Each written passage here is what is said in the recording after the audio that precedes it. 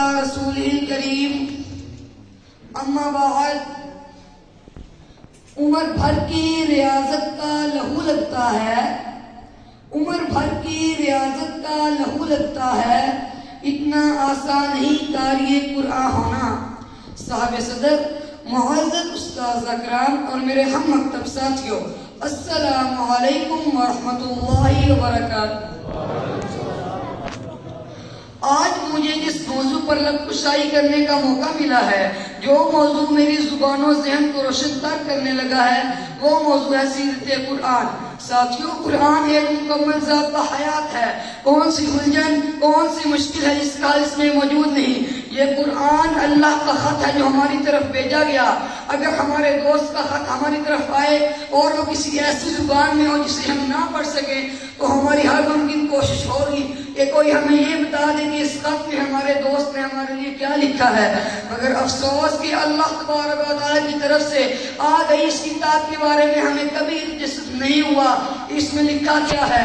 ساری زندگی گزر جاتی ہے اس کو بغیر جانے، بغیر سمجھے ہم پڑھتے رہتے ہیں۔ اسی لیے تو شاید کہتے ہیں، فرصت اگر ملے تو پڑھنا مجھے ضرور، فرصت اگر ملے تو پڑھنا مجھے ضرور، میں تمہاری الجھنوں کا مکمل جواب ہوں۔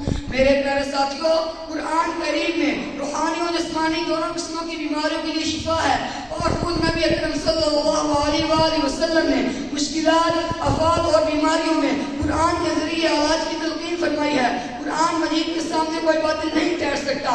ظالموں کی طاقت، جابروں کی تدبیریں اور دشمنوں کی سازش قرآن پاک کے سامنے ایک بلبلے سے بھی زیادہ کمزور ہے۔ ہم نے قرآن کے سامنے بارہا دشمنوں کو زیر ہوتے دیکھا۔ قرآن پاک ایک ایسا نور ہے جو بدخواہوں کی آنکھوں کو بے نور کر دیتا ہے۔ افریقہ کا کالا جادو قرآنی آیات کے سامنے ٹوٹتے بکھرتے بھاگتے دیکھا۔ ہندوستان کے جوگی، پنڈت اور سادھو اس کلام کے سامنے بے بس ہو گئے اور برہمن یہ پکار اٹھے کہ یہ بہت اعلیٰ کلام ہے، ہم اس کا مقابلہ نہیں کر سکتے۔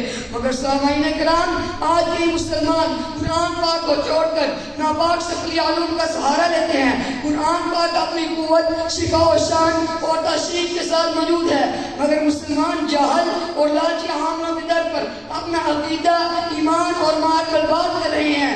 اس لیے تو شاید کہتے ہیں، تمہیں کوئی چھوڑ جائے تو رو دیتے ہو، تمہیں کوئی چھوڑ جائے تو رو دیتے ہو، تم جو قرآن اور نماز کے بھی نہ جیتے ہو اس کا کیا۔ ساتھیوں، آئیے اس قرآن کی طرف لوٹ جائیں۔ یہ سچی، پختہ اور مضبوط کتاب ہمارے لیے رحمت بھی ہے اور شفا بھی۔ خود اللہ تعالیٰ قرآن میں فرماتے ہیں، وَنُنَزِّلُ مِنَ الْقُرْآنِ مَا هُوَ شِفَاءٌ وَرَحْمَةٌ لِّلْمُؤْمِنِينَ۔ ساتھیوں، امت اہل علم شفا بالقرآن ہمیشہ سے معمول رہا ہے۔ اس کی برکت اور افادیت سے کسی مسلمان کو انکار نہیں ہو سکتا۔ اس لیے تو شاید کہتے ہیں، یہ راز تو خود قرآن کھول رہا ہے، یہ راز تو خود قرآن کھول رہا ہے، لہجے میں محمد کے خدا بول رہا ہے۔ معزز سامعین کرام، آج کے اس دور میں جبکہ عملیت میں کالے علم اور دوسری بہت سے خرافات کا رواج بڑھتا جا رہا ہے، اور اس پرفتن دور کے اندر قرآن کریم اور نبی اکرم صلی اللہ علیہ وآلہ وسلم کے ارشادات سے عام لوگوں کو مشکلات اور بیماریوں سے نجات دلانے کے لیے کئی صاحب علم اور صاحب فیض اپنا حصہ ڈال رہے ہیں۔ لہذا ہمیں ان جیسے صاحب علم لوگوں سے اپنے روابط بڑھانے چاہیے۔